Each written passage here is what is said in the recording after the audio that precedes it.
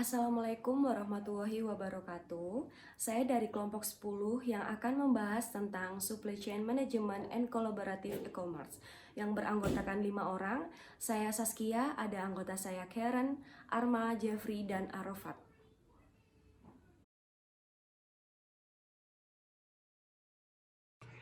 Kali ini kelompok 10 akan membahas yaitu ada an overview of B2B e-commerce. Yang kedua ada the procurement process and supply chains. Yang ketiga ada trends in supply chain management and collaborative e-commerce. Yang keempat ada net marketplace, the selling set of B2B. Yang terakhir ada private industrial networks. An overview of B2B e-commerce. Gambar umumnya yaitu bisnis ke bisnis, juga bisa disebut B ke B atau B to B, adalah bentuk transaksi antar bisnis seperti yang melibatkan produsen dan grosir atau grosis dari pengecer. Secara sederhana, pengertian B2B atau bisnis ke bisnis mengacu kepada bisnis yang dilakukan antara perusahaan, bukan antara perusahaan ke konsumen individu. Bisnis ke bisnis berbeda dengan transaksi bisnis ke konsumen dan bisnis ke pemerintah. Jadi bisnis ke bisnis ini biasa terjadi di perusahaan manufaktur, semisal kayak perusahaan kopi membeli dari petani terus diolah jadi barang setengah jadi untuk dijual ke konsumen. Major trends in B2B e-commerce 2016 sampai 2017. Pertumbuhan e-commerce B2B terus meningkat pada 2016 ke tingkat prasesi sebagai as. Ekonomi terus perlahan pulih dari resesi for business. Distributor B2B mengadopsi teknik pemasaran dan penjualan yang sama dengan konsumen yang sukses perusahaannya e-commerce seperti Amazon. Membangkitkan di pasar net, menyatukan ratusan pemasok dan ribuan perusahaan.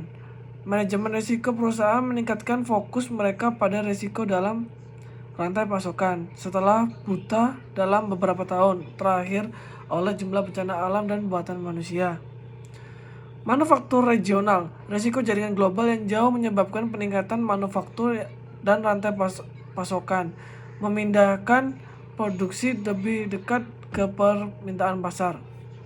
Fleksibilitas, meningkatkan penekanan pada rantai pasokan respon cepat dan adaptif daripada terendah rantai pasokan biaya yang biasanya membawa risiko besar. Some basic definition atau arti lainnya. Transaksi bisnis ke bisnis adalah suatu yang umum dalam rantai pemasokan barang yang khas karena perusahaan membeli komponen dari produk seperti bahan baku untuk digunakan dalam proses manufaktur produk. Jadi kemudian dapat dijual kepada individu melalui transaksi bisnis ke konsumen.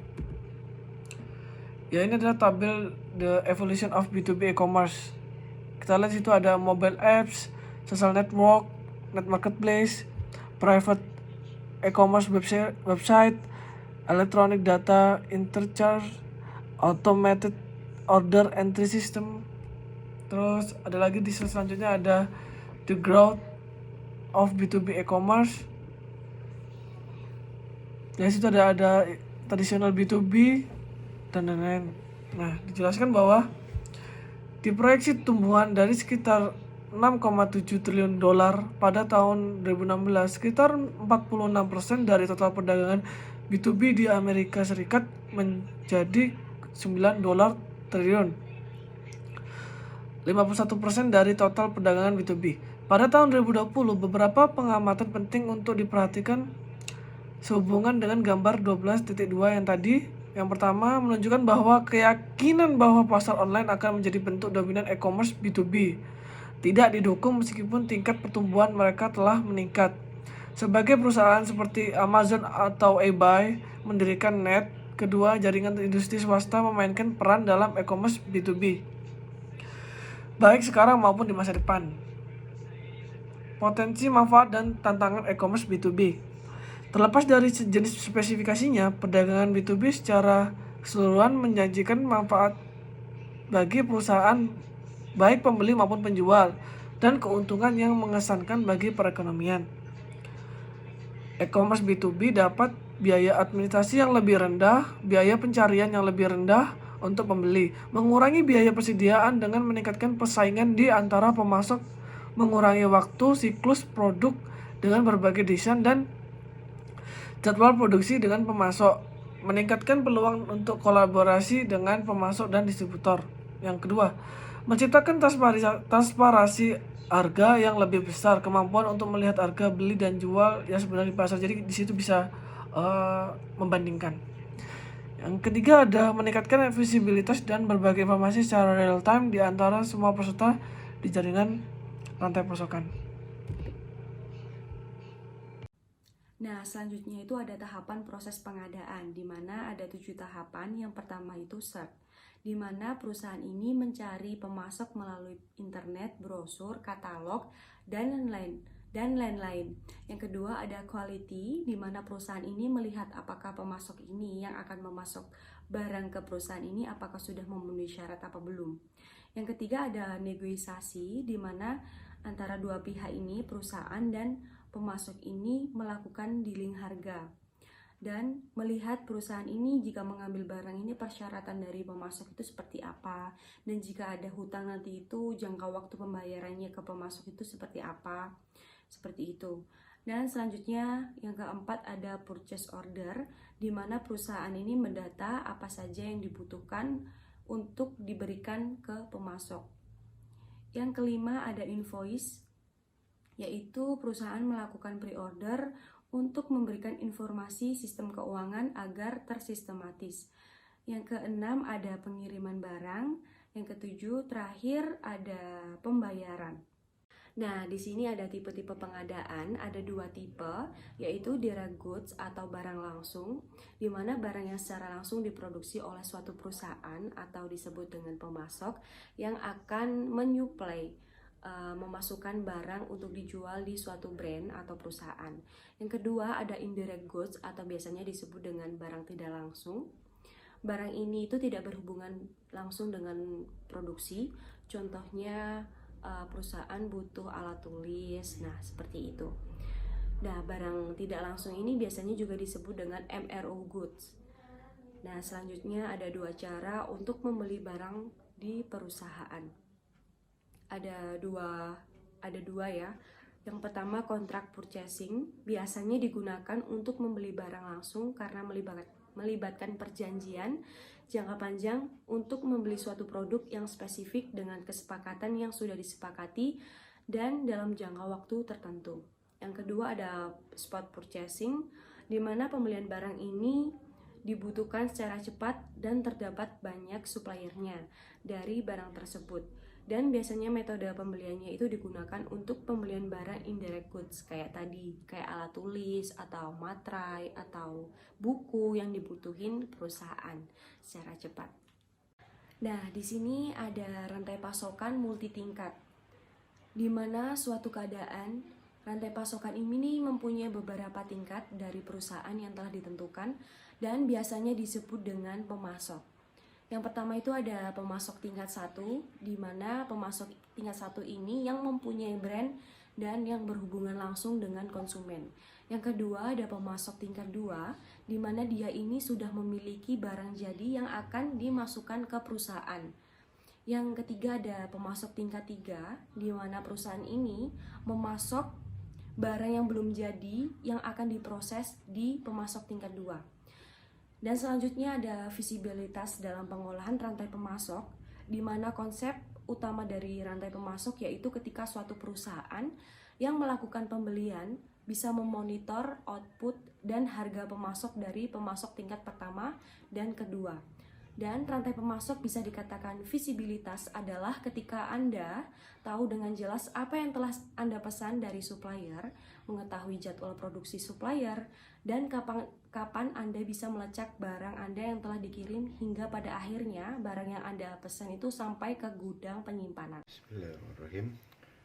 Perkenalkan, nama saya Armando Frian Seto Marsandi dari kelompok 10. Saya di sini ingin menjelaskan mengenai trend in supply chain management and collaborative commerce. Jadi langsung saja, yang pertama itu ada just in time. Just in time itu sendiri adalah pendekatan berkelanjutan dan penyelesaian masalah secara paksa yang berfokus pada keluaran dan pengurangan penggunaan persediaan. Nah, tujuan dari just in time itu sendiri untuk mengangkat produktivitas dan mengurangi pemborosan.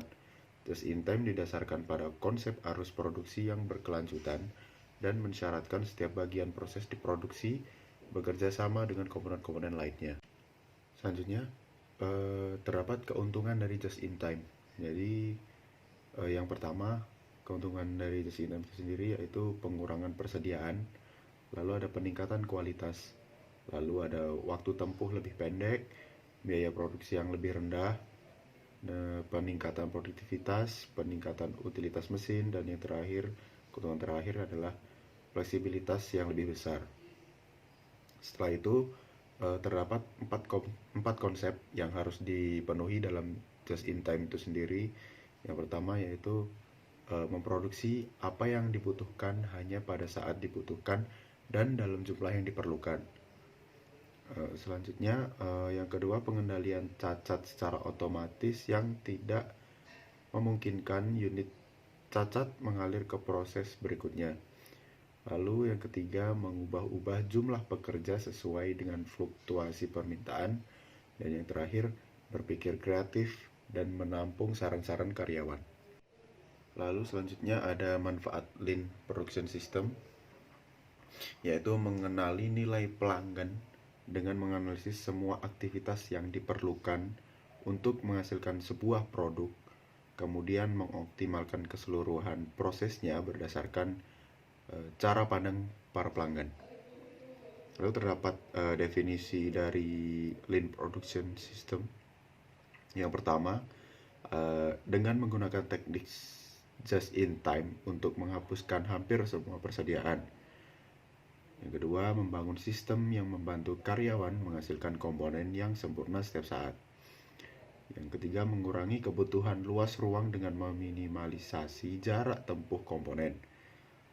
Yang keempat, mengembangkan hubungan yang erat dengan para pemasok, membantu untuk memahami kebutuhan mereka dan kebutuhan para pelanggan mereka.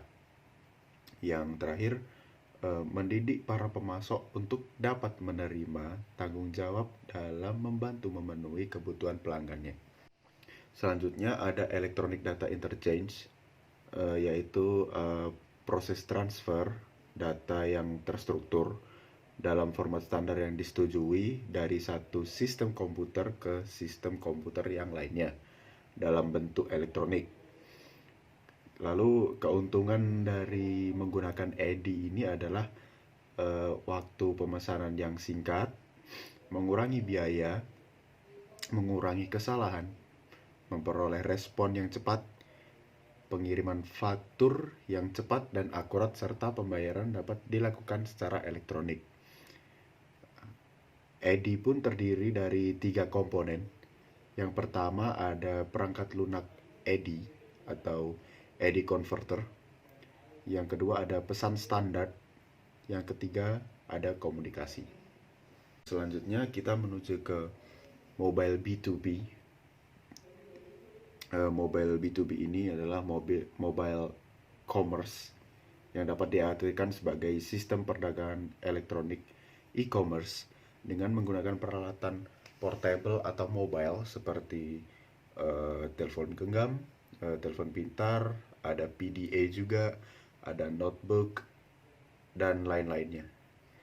Nah, pada saat penggunaan komputer berpindah dari satu tempat ke tempat lain, seperti mungkin sedang dalam kendaraan, dalam perjalanan seperti itu misalnya, penggunaan komputer tersebut dapat melakukan transaksi jual beli produk di internet dengan menggunakan sistem m-commerce. Nah, m-commerce itu sendiri terdapat pengertiannya dari Investopedia, yaitu mobile commerce disebut m-commerce adalah penggunaan perangkat genggam nirkabel seperti telepon seluler atau laptop untuk melakukan transaksi komersial secara online. Kemudian ada supply chain simplification. Istilah supply chain simplification ini berarti membuat rangkaian proses yang terlibat dalam penyediaan produk atau layanan kepada seseorang menjadi lebih mudah atau rumit untuk meningkatkan kinerja keseluruhan lini produk dan mengurangi biaya terkait. Teknologi informasi adalah pemungkin utama dari manajemen supply chain yang efektif. Proses rantai pasokan biasanya dicatat dan diilustrasikan dalam sistem manajemen rantai pasokan. Namun, hanya setelah area proses utama dalam rantai pasokan ditentukan, pengembangan penyederhanaan dapat diperiksa. Oke, selanjutnya Net Marketplace, the selling of B2B. Net Marketplace, the selling of B2B, salah satu manfaat yang menarik dari e-commerce B2B, bahwa dari pasaran online yang akan membawa ribuan supplier terfragmentasi ke dalam kontak dengan ratusan pembeli, yang mana barang industri untuk tujuan membantu menentukan barang dan jasa yang dibutuhkan perusahaan dengan lebih mudah. Harapannya bahwa supplier ini akan bersaing satu sama lain pada harga transaksi yang akan otomatis mempunyai biaya yang rendah, dan sebagaimana hasilnya harga supplier akan turun. Oke, selanjutnya yaitu tentang characteristics of net marketplace B2B vocabulary. Bisa dilihat di bagian ada karakteristik dan meaning. Yang mana karakteristik yaitu bias, ownership, pricing, mechanism, scope, or focus, value creation, and access to market. In the meaning, oh my god, it says so very much. Langsung saja ya. Jadi ada beberapa pasar bersih yang membingungkan saat ini, dan beberapa cara untuk membedakan, mengklarifikasikannya. Misalnya nih, beberapa mengklarifikasikan pasar bersih berdasarkan mekanisme penetapan harga tetap atau harga yang lebih dinamis, seperti negosiasi, lelang, atau yang lain. Mengklasifikasikan pasar berdasarkan kepemilikan perantara pihak ketiga. Oke, selanjutnya yaitu four types of net marketplace. Bisa dilihat di bagian tersebut, yaitu mengenai perbedaannya. Oke, kita langsung saja. Meskipun masing-masing mempunyai perbedaan, ini membantu menggambarkan fenomena tempat pasar online. Mereka tidak fokus pada fungsi bisnis pusat yang disediakan, juga tidak mampu dengan sendirinya menggambarkan berbagai pasar online. Pada gambar 12.9, pihak kami menyajikan klarifikasi pasar online yang berfokus pada fungsionalitas bisnis, yaitu apa yang menyediakan pasar online ini untuk bisnis yang mencari solusi menggunakan dua dimensi pasar net atau online. Untuk membuat tabel klarifikasi 4 sel, ya di bagian itu kan ada 4. Oke, untuk membedakan pasar online sebagai penyedia barang tidak langsung atau barang yang digunakan untuk pendukung produksi, atau bisa disebut juga barang langsung, barang yang digunakan dalam produksi. Dan membedakan pasar sebagai menyediakan pembelian kontraktual, di mana kejar-kejaran murni berlangsung selama bertahun-tahun sesuai dengan kontrak antara perusahaan dan vendornya, ataupun pembelian spot, di mana pembelian bersifat eksportik dan anonim. Vendor yang membeli tidak memiliki hubungan yang sedang berlangsung dan mungkin tidak mengenali satu sama lain. Oke, selanjutnya distributor atau distributor ya sama saja. Distributor adalah jenis pasar online yang paling umum dan paling mudah dipahami. Distributor menyediakan katalog online yang mewakili produk. Distributor adalah perantara yang dimiliki secara independen yang menawarkan pelanggan industri satu sumber dari yang untuk memesan barang tidak langsung, sering disebut MRO, di tempat sesuai kebutuhan. Persentase pembelian perusahaan yang signifikan tidak dapat dipenuhi di bawah kontrak yang ada dan harus dibeli secara spot untuk e-distributor yang menghasilkan uang dengan menagih markup pada produk yang mereka distribusikan. Oke. Selanjutnya tentang e-procurement marketplace. Langsung ke pembahasan ya. Perusahaan e-procurement memperluas model bisnis yang lebih sederhana dengan menyertakan katalog online, ratusan pemaksud, dan penawaran rantai nilai layanan manajemen kepada pembeli dan penjual. Bisa dilihat di bagan atau di tabel di atas itu, tabel link. Itu ada supplier katalog, value added procurement service, terus value added selling service, dan juga buyer firms. Terus ke e-procurement marketplace. Jadi di tengah itu. Oke. Manajemen rantai layanannya disediakan oleh perusahaan e-procurement mencakup otomatisasi seluruh proses pengadaan di sisi pembeli dan otomatisasi di bisnis penjual proses di sisi penjual. Untuk pembeli, perusahaan e-procurement mengotomatisasikan pesanan, pembelian, permintaan, sumber, penegakan aturan bisnis, faktur, dan pembayaran. Untuk supplier, perusahaan e-procurement menyediakan pembuatan katalog dan manajemen konten, manajemen pemesanan, pemenuhan, faktur, pengiriman, dan penyelesaian. Oke, langsung saja kita ke slide selanjutnya, yaitu tentang exchange atau pertukaran. Pertukaran ini menghasilkan uang dengan menagih komisi pada transaksi harga. Model dapat melalui negosiasi online, lelang, RFQ, atau harga jual beli tetap. Manfaat yang ditawarkan kepada pelanggan pertukaran ini termasuk pengurangan biaya pencarian untuk suku cadang dan kapasitas cadangan. Manfaat lainnya yang termasuk harga yang lebih rendah yang dibuat oleh pasar global.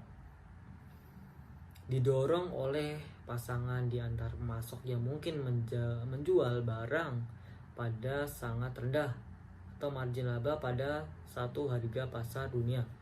Manfaat yang ditawarkan pemasok adalah akses ke lingkungan pembelian global dan kesempatan untuk membongkar overuse produksi meskipun dengan harga yang sangat kompetitif dan margin keuntungan yang rendah. Seperti itu. Oke, selanjutnya yaitu tentang examples of independent exchange. Di sini ada exchange and focus. Langsung saja ya. Kita ke pembahasan.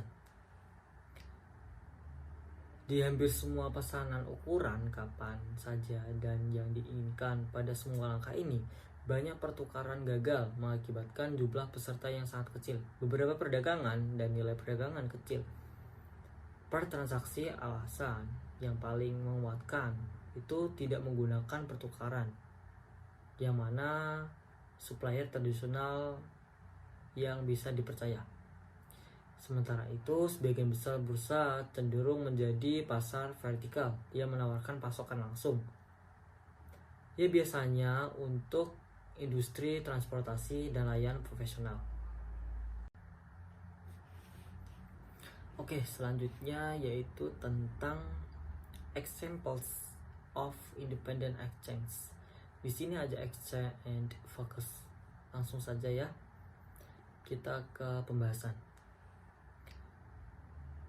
Di hampir semua pesanan ukuran kapan saja dan yang diinginkan pada semua langkah ini, banyak pertukaran gagal mengakibatkan jumlah peserta yang sangat kecil. Beberapa perdagangan dan nilai perdagangan kecil per transaksi. Alasan yang paling menguatkan itu tidak menggunakan pertukaran, yang mana supplier tradisional yang bisa dipercaya. Sementara itu, sebagian besar bursa cenderung menjadi pasar vertikal yang menawarkan pasokan langsung. Ya, biasanya untuk industri transportasi dan layanan profesional. Selanjutnya teman-teman bisa melihat di sini ada skema dari Private Industrial Network. Jadi yang pertama itu ada perusahaan manufaktur, kemudian diteruskan ke managing company. Jadi managing company ini yang mengatur data-data dari manufaktur maupun supplier. Terus data dari managing company ini diteruskan ke para supplier, kemudian juga sebaliknya. Terus ada beberapa perusahaan besar yang mengoperasikan jaringan internet swasta, contohnya seperti Coca-Cola, Walmart, Nike, Microsoft, Cisco System, Dell, dan juga General Electric.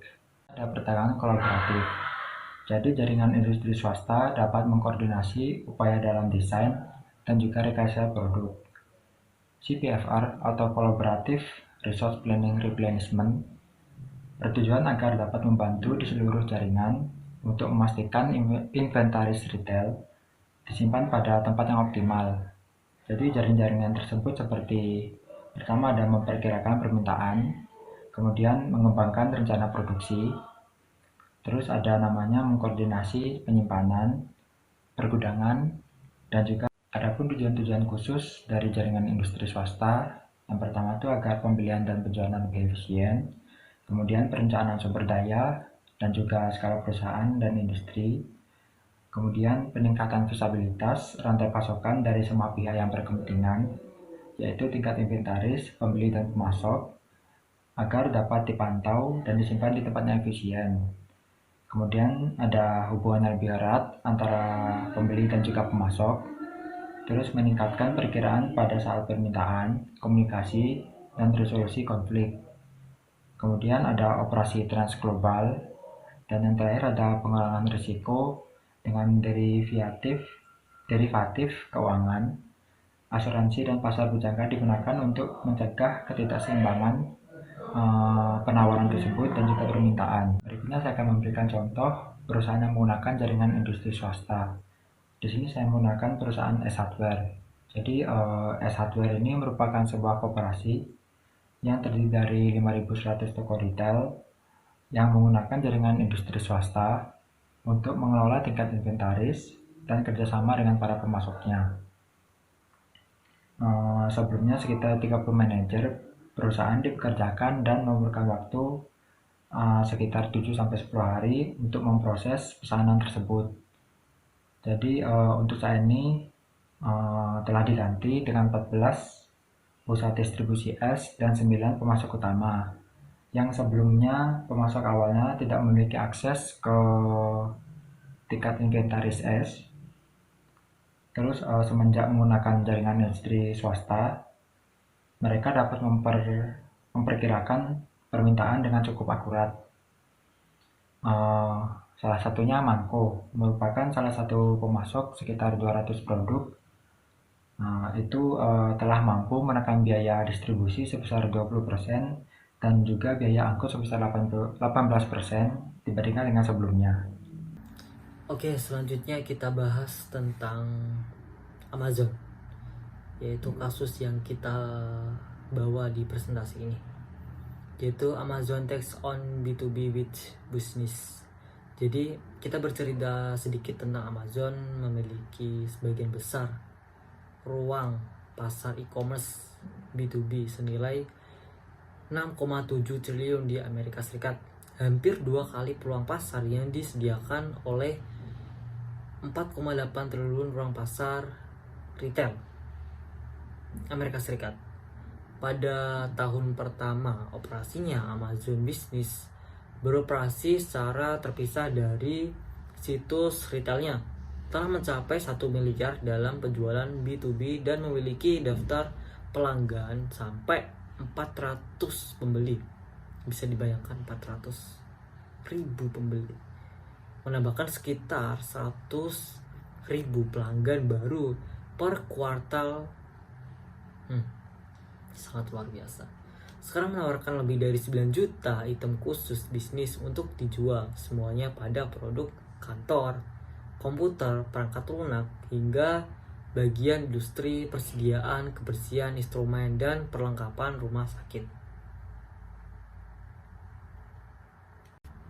Oke, lanjutannya, banyak produk yang tersedia di Amazon. Retail juga tersedia di Amazon Business, seringkali dengan diskon kuantitas.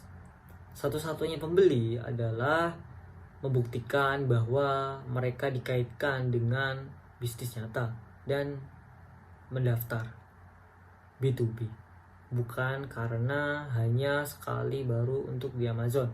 Hanya satu yang telah diam-diam tumbuh. Amazon memasuki ruang B2B pada tahun 2005 dengan pembelian Swal Parts, sebuah perusahaan ditujukan untuk menjual produk Reach B2B. Penelitian Amazon sendiri menentukan bahwa jutaan pelanggan Amazon pada kenyataannya membeli bisnis yang tidak dilayani dengan baik oleh para retail yang ditujukan untuk konsumen. Kasus Amazon Business menggambarkan potensi yang menarik untuk teknologi e-commerce yang kita presentasikan ini, dan pengalaman pelanggan untuk beralih dari lingkup konsumen ke dunia bisnis to bisnis atau B2B, di mana perusahaannya membeli dari ratusan atau bahkan ribuan pemasok atau supplier, pada gilirannya menjual kepada ratusan atau berpotensi ribuan distributor dan pengecer. Kasus ini membingkai dua sisi e-commerce B2B, sisi pasokan atau beli dan menjual di sisi perusahaan yang telah mengembangkan sistem dan teknik yang rumit selama beberapa dekade untuk mengelola rantai pasokan. Yang berproses di perusahaan besar dapat dengan mudah memiliki ratusan atau bahkan ribuan pemasok, suku, cadang, dan bahan-bahan yang diperlukan. Kita sudah sampai kesimpulan. Sesuai dengan tujuan utama dari presentasi kita ini dari kelompok 10 adalah mengetahui bagaimana proses supply chain management and collaborative commerce atau B2B e-commerce yang akan memenuhi kebutuhan konsumtif dan produktif perusahaan dengan melaksanakan peraturan pengadaan barang dan jasa yang tertib. Anggaran bisa digunakan secara maksimal untuk mendapatkan kualitas yang terbaik. Hal tersebut bisa dicapai dengan adanya e-commerce B2B seperti Amazon Business yang ada di sedikit kita bahas yang tadi. Sebagai solusi total pengadaan sistem yang transparan dengan alur yang jelas memberikan kesempatan perusahaan untuk berkembang. Selanjutnya, jenis pasar B2B online atau net, di mana ribuan pemasok dapat berinteraksi dengan ribuan pembeli bisnis di platform yang mendukung internet. Ada banyak jenis pasar net atau pasar online yang dijelaskan kemudian dalam bab dari situs web, di mana satu perusahaan memasarkan ke bisnis lain yang lebih kompleks. Pasar tempat supplier, produsen, dan juga distributor bekerja secara kolaboratif di lingkungan digital untuk memproduksi dan mendistribusikan produk mereka, dan terakhir layanan yang mereka pergunakan. Baik, selesai presentasi dari kita kelompok 10 e-commerce day.